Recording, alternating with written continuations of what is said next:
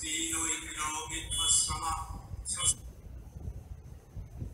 No पूषा विश्ववेदा स्वस्ति नस्तार्करो वैष्णवेः स्वस्ति no Brihaspati ददातु ओम पूर्णमदः पूर्णमिदं पूर्णात् पूर्णमुदच्यते पूर्णस्य पूर्णमादाय पूर्णमेवावशिष्यते ओम असतो मा सद्गमय तमसो मा ज्योतिर्गमय विद्योर्मा अमृतंगमय विशिष्ट सृष्टि रूपा त्वं स्थिति रूपा च पालने तथा संहृति रूपन्ते जगतोऽस्य जगदमयी महाविद्या महामाया महामेधा महास्मृतिः महामोहचो भवति महादेवी महासूरिः प्रकृतिस्थं हि सर्वस्व गुणोत्तर विभाविनी कालरात्रि महारात्रि मुहूर्तश्च दारुणा त्वं श्री तमीश्वरी त्वं हृस्तं बुद्धिबोध लक्षणा लज्जा पुष्टि तथा पुष्टिस्तं शान्तिनीश्वरिणी घोरा गोधिनी चक्रिणी तथा शुल्किनी चापिनी त्वमेव परमेश्वर भीत संत्रस्त ब्रह्मा प्रबल पराक्रमी দত্তদয়ে আক্রমণ থেকে নিষ্কৃতি পাওয়ার জন্য অনন্ত সজ্জায় শায়িত ভগবান বিষ্ণুকে ধ্যান মন্ত্রে করলেন অভিবন্দিত ত্বং স্বাহা ত্বং স্বধা त्वं हि वसत्कार सरास्मिका सुधातमक्षरे नित्ये तृतीया मात्रा स्थिका स्थिता अर्धमात्रा स्थिता नित्या ज्ञानोचर्चा विशेषतः तमे যে মাহেশ্ব এবং সোলাঙ্কি অধ্যুষিত জেলা। তো আজকে আমরাও আশা করেছিলাম যে আমাদের বিশেষ করে হাওড়ায় যে এলাকাতে আমরা অন্তত আছি এখানে বহু মানুষ বেশিরভাগই মাহেশ্ব সমাজের, তো তাদের এগিয়ে আসা আরও দরকার। আমার মনে হয় হয়তো সময়ভাবে বা অর্গানাইজ এইভাবে হয়ে ওঠেনি, তার জন্যে এটা আমাদের দুর্বলতা। আগামী দিনে একটা শক্তিশালী সংগঠন নিশ্চয়ই হয়ে উঠবে এই হাওড়া জেলায়। তৈরি হয়েছিল হাওড়ার কদমতলাতে, সেটাকে যে পুনরুদ্ধার করা এটা একটা মহৎ প্রচেষ্টা। আমার মনে হয় এখন যে কোনো জিনিস করতে গেলেই একটা দলীয় সাহায্য ছাড়া সম্ভব হয়ে ওঠে না। আমরা যে যাই করি না কেন কাজ উদ্ধার করতে গেলে হয়তো দলীয় সাহায্যের আমাদের প্রয়োজন আছে, আর দলীয় সাহায্য পাওয়া যায় না, এটাও আমাদের মনে রাখতে হবে। কাজে আমার ধারণা হাওড়া জেলায় যে সমস্ত এমএলএ বা বিশেষ করে কাউন্সিলর আছেন হাওড়া এলাকায় বা অন্যান্য জায়গায়, তারা অধিকাংশই মাহেশ্ব সমাজের, মাহেশ্ব জাতিভুক্ত। কাজে তাদেরকে আমরা যদি সংগঠনের সঙ্গে যুক্ত করাতে পারি তাহলে আমার মনে হয় এই কাজটা অনেক সহজ হয়ে যাবে। তো যাই হোক, যে হাওড়া জেলার যে সংগঠন এত কলকাতা আছেন তা সত্ত্বেও এত পরে সবার শেষেই আমার মনে হয় এই জেলার একটা সংগঠন তৈরি হচ্ছে। শেষে হলেও আমার মনে হয় একটা শক্তিশালী সংগঠন হিসেবে গড়ে উঠবে, এটা আমার দৃঢ় বিশ্বাস। আমি কিছুক্ষণ থাকতে পারবো, কিন্তু সবটা শুনতে পাবো, আমি কাছাকাছি থাকবো, আপনাদের বক্তব্য শুনতে পারবো। তো আমি আপনাদের সকলকে আরেকবার ধন্যবাদ জানিয়ে এরকম একটা আশ্রমিক পরিবেশ যে আমাদের এই মন্দির, এই যে সামনে বৃদ্ধাশ্রম যেখানে 50 জন মহিলা, দুস্থ মহিলা বিনা একটি শানিত হাত আকাশের দিকে নিক্ষিপ্ত, বিশ্বস্ত কয়েকটি কেশাগ্র আগুনের শিখার মতো হাওয়ায় কম্পমান। ময়দানে মিশে গেলেও ঝঞ্ঝাক্ষুব্ধ ফেলল সুনায় ফসফরসের মতো জল জল করতে থাকলো মিছিলের সেই মুখ। সভা ভেঙে গেল, ছত্রাকারে ছড়িয়ে পড়ল ভিড়, আর মাটির দিকে নামানো হাতের অরণ্যে পায়ে পায়ে হারিয়ে গেল মিছিলের সেই মুখ।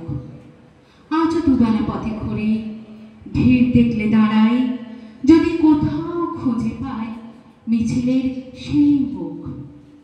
কারো বাঁশির মতো না ভালো লাগে, কারো হরিণের মতো চাহনি নেশা ধরায়, কিন্তু হাত তাদের নামানো মাটির দিকে ঝঞ্ঝাক্ষুব্ধ সমুদ্রে জ্বলে ওঠে না তাদের তৃপ্ত মুখ ফসফরাসের মতো। আমাকে উজ্জীবিত করে সমুদ্রের একটি স্বপ্ন, মিছিলের একটি মুখ।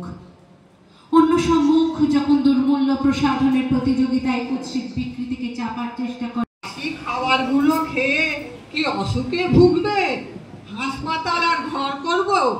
তুমি মরো আর বাঁচো, আমি ওইসব দেখতে পারবো না। তুমি যা পারো ইচ্ছা করো, কিন্তু খাবারগুলো ভালো করে গুছিয়ে তুলে রাখো। আচ্ছা, ঠিক বাবা, রাখছি।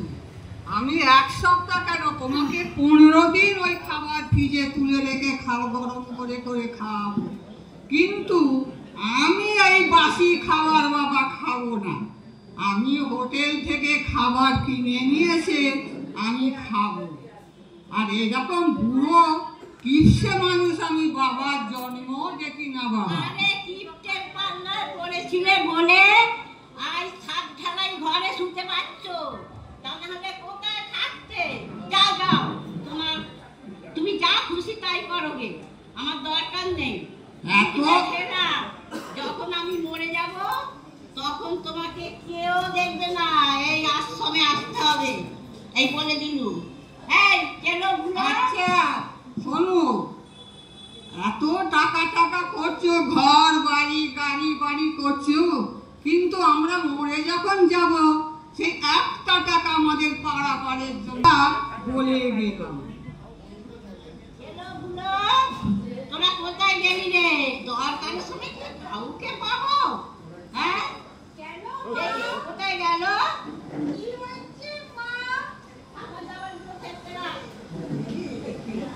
খাবার খেয়ে খেলো, এই জন্মেও খাইনি কত কত খাবার। বাবা ছড়িয়ে রাখি। হ্যাঁ, চুপ করে। তুই এক কাজ কর, তুই ওখানে দাঁড়িয়ে পাহারা দে, কেউ যেন না দেখতে পায়। হ্যাঁ, আমি সব খাবার গুছিয়ে একদম রেখে দেবো, তুই কোনো চিন্তা করিস না। তুই ওখানে দাঁড়া, ওখানে দাঁড়িয়ে তুই শুধু পাহারা দে কেউ আসছে কিনা। হ্যাঁ, ওরে বাবা রে, ফ্রিজ ফ্রাই আমি তো কোনোদিন খাইনি। ওরে বাবা, কত বড় বড় মাছ, ওরে বাবারে, এত বড় বড় রসগোল্লা আমি কোনোদিন চোখে দেখিনি। ওরে বাবা, আমি সব খাবো, আমি সব খাবো, আমি সব খাবো। ও বাবা, দই আমি কি করে খাবো? এত খেয়েছি, না খেতেই হবে, আমি খাবো খাবো। দেখ, আমি খেলাম, কেউ আসছে নাকি রে? কেউ আসছে না তো? আচ্ছা, তুই দাঁড়িয়ে থাক। কেলো কি বোকা, বুঝতেই পারল না। আমি ওকে কিছুই দিলাম না, আমি সব খেয়ে বাবা যাই একটু জিরিয়ে নি। হ্যাঁ, একটু জিরায় বাবা, অনেক খেয়েছি, এতদিনে পরে অনেক খেয়েছি, একটু জিরিয়ে নি, বসি। এ বাবা, এবার বসি একটু। হ্যাঁ, এবার ও বাবা, কি আরাম, কি আরাম, কি আরাম। খেলো তো কিছুই খেলো না, আমি তো সব খেয়ে বেরোছি। খেলো, আমাকে এরম করিস না, খেলো, আমার পেট ব্যথা করছে।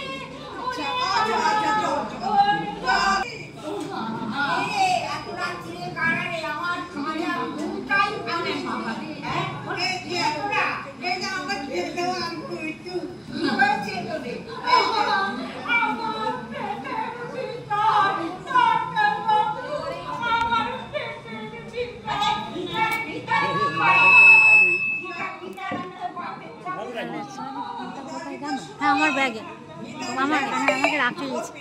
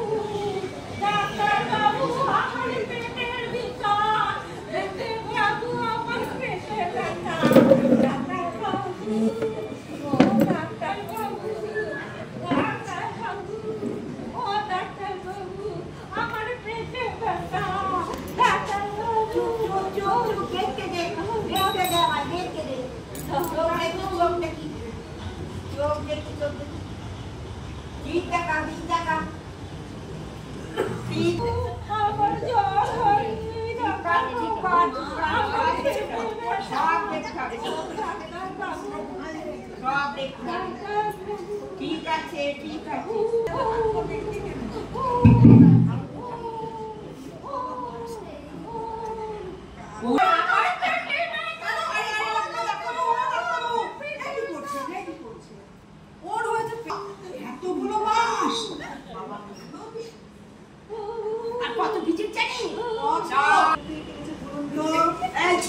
আমি তো বলবো কেন কোন ডাক্তার কেন কোন ডাক্তার কিনছি অত ছাড়া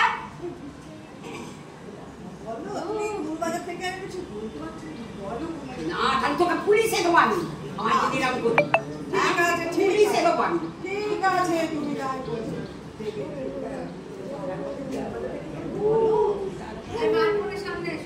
পুলিশে দেবো আমি। দেখছেন তো আপনি আমার কাছে ভুল চিকিৎসা করেছেন বলে আপনারা ভুল করবেন না, ডাক্তারের ঠিক মতো পরামর্শ নিয়ে কাজ করবেন।